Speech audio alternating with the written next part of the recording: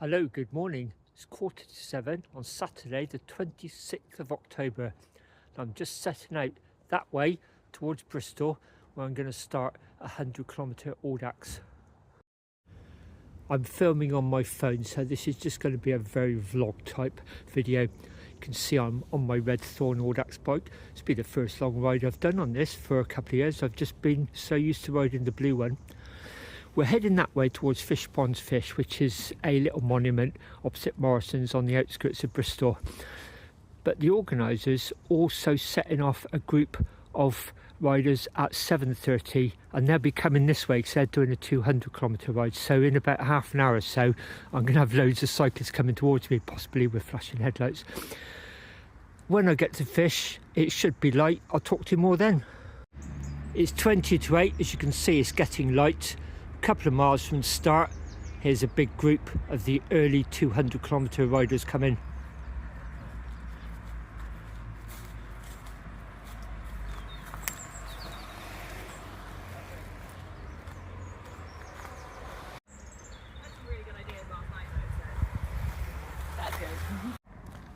On the Bastard Bristol bike track, as you start to enter the outskirts of Bristol, there's that sculpture there, looks like an upside down fish. That's what they call Fishponds Fish.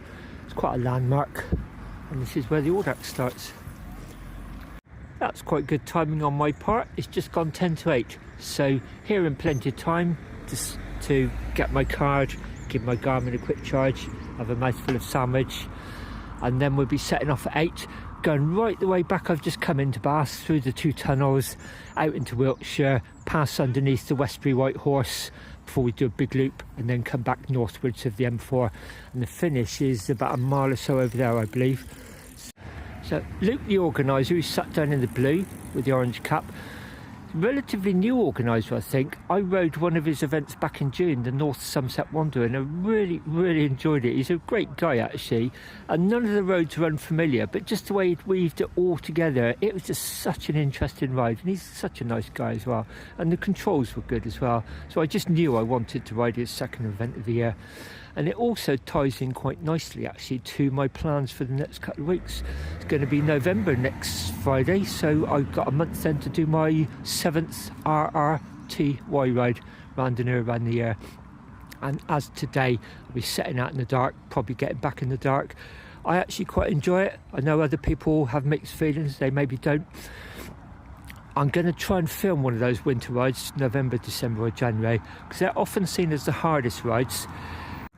When I was at grown-up school in my 40s and 50s, studying finance of all things, I came across some great hacks that I actually transferred into my cycling. It's based on behavioural finance, but because I've also studied a bit of sports psychology, I just saw the connections, and it just made me realise I can use these to my own advantage.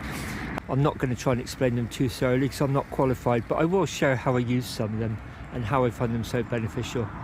Quick update. We're about halfway from the start to the first control, just passing down near Tellisford Crossroads. I thought I'd just come down and have a look at the Thankful Village plaque. And there's the remnants of my poppy that was there for a couple of years. It looks, the string's still there, so I'm guessing that was weather related or even animal related, rather than people just objecting it to be there. Anyway, back up the crossroads then off the left. Just gone 10 AM, as you can see the sky's clearing. Been riding in mist up on the higher ground actually. Just about to do a direction change, and this is one of the controls. It's an information control.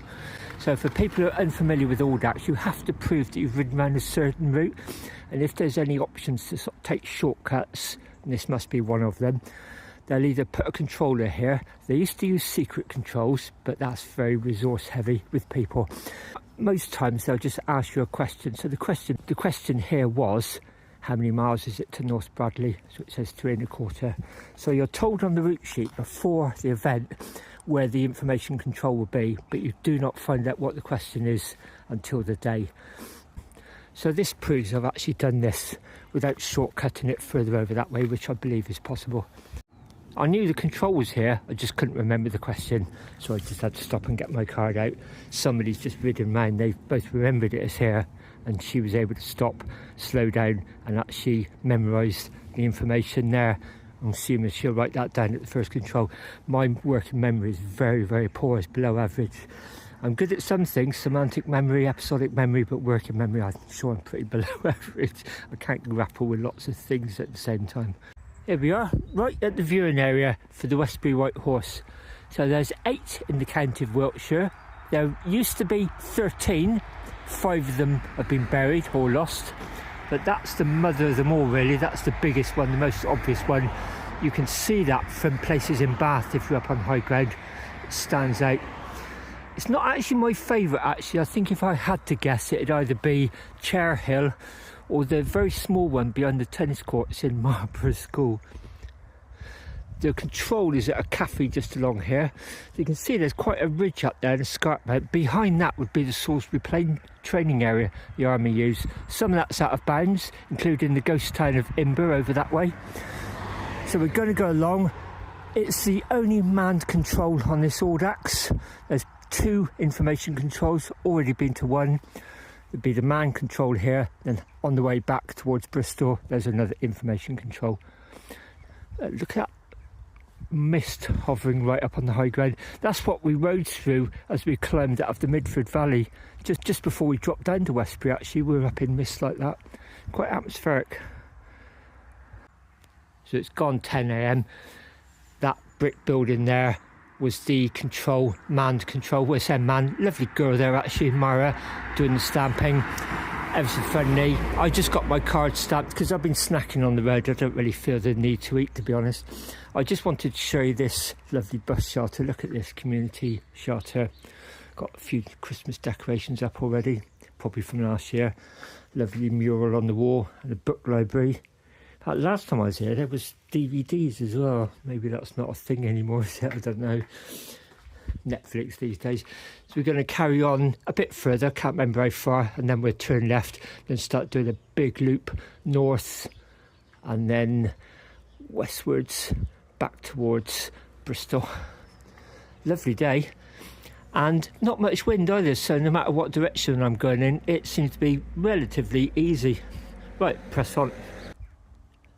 I'm now about 10 miles from the finish up on the Cotswold Escarpment, on the really hilly leg between Melksham, Marshfield and Durham. I've got a little passenger there, I don't know if you can see it. I've got a ladybird on my handlebars. Turned out into a lovely day. This section is quite hilly actually, but I know at some point we're going to be dropping off this escarpment. The final few miles be fairly fast, I think. Really, really enjoying this. This is really nice up here, so remote. Wow, look all the wildflowers in there with the sun on it. You'd think this was June, wouldn't you? Not the last day of British summertime. Greenwich Mean Time, the clocks go back tonight. It's going to be sort of dark about 4 o'clock tomorrow afternoon. That's gorgeous, isn't it? Dry stone wall. We're coming up to a fairly main road up here. It's probably going to be the motorway. Going to be crossing it at some point and then dropping down towards Bristol. I don't actually want to leave this escarpment. It's just beautiful up here. Look at that. Well, the finish is at the White Horse pub at Hambrook. Nice little theme tying in the White Horse halfway and the White Horse pub at the end. I'm a few miles from home now. It's been a really fantastic ride. I've really enjoyed that. Thanks to Luke, John, Myra, Luke's partner. Sorry I didn't catch your name. Fantastically organised event, really enjoyed it. It's quite tough at times. So I'm riding up there along the Bath to Bristol bike track. I've just come down here to check something out. Now I've got the front rack on my new Giant Tough Road bike. I want to come out hot tank camping, and because it's relatively close to home, this is a fantastic place to bring it out. Clocks go back tonight, so it's going to be getting dark about 4 o'clock in the afternoon. As from, well, tomorrow actually, so I'm quite keen to get out. So I wanted to just check this out because we've had a lot of rain recently. Some of the roads around here have been flooded. This can get waterlogged. I just wanted to check whether it's okay for camping. And also, it looks like it's going to be quite a clear and nice week this coming week. Pretty sure the temperatures will drop after dark, but as you can see, another little bit of bout of nice weather. It's been nice riding the Red Thorn again. I did put the broken seat post back in the Bluethorn, but I'm starting to sort of have doubts whether I actually feel happy with that. I might just go down to Julian House Cycle Depot and just buy a new seat pillow down there. They had some really nice ones down there for £20, plus the fact, you know, it's my way of supporting a good cause.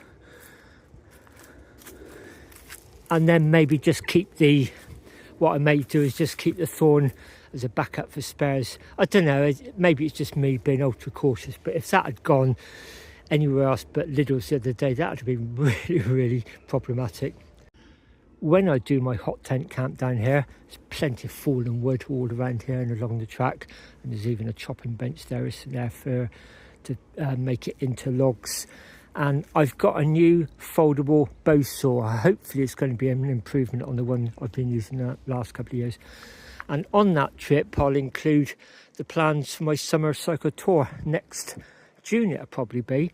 I actually worked out the routes and the train fares and everything like that, logistics, way back in August, but I'll tell you about that when I'm over there with a nice cosy log burner going.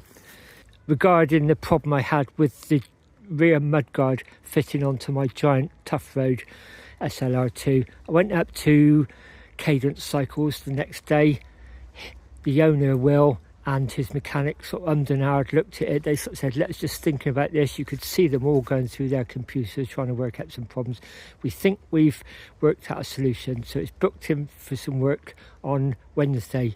So again, hopefully I'll have full mud guards by the time I do the hot tent camp, so I'll tell you what the solution was if it worked then. Anyway, for now, I'm really looking forward to getting home, having a couple of pints and a lasagna tonight. See you soon.